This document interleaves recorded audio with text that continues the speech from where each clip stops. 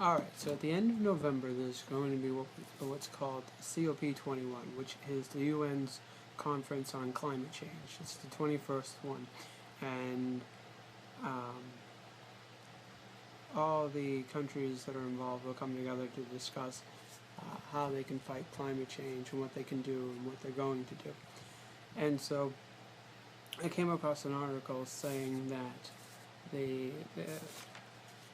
it's called the Green Climate Fund, that they came together and created to fight climate change, and they've allocated over $600 million to do this. And I thought that was a great thing.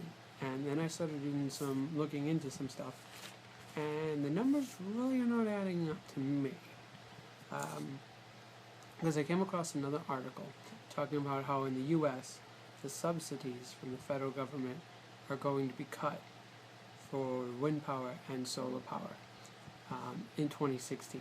Even though wind power has pretty much already been cut, but solar power is still getting subsidies. But in 2016, at the end, they're going to cut it all together. And so far, between the years of 2008 to 2014, solar power and wind power together have only gotten $24 billion in subsidies, whereas annually, big oil and fossil fuels altogether receive over $50 billion in subsidies. And yet, somehow, the UN is going to fight climate change with $600 million when the United States is spending over $50 billion a year in fossil fuels, on fossil fuels, and we're cutting subsidies to renewable sources of energy. Also, I came across a report that back in 2009, it was done by the National Academy of Sciences. They claimed that burning fossil fuels resulted in roughly $120 billion a year in health costs.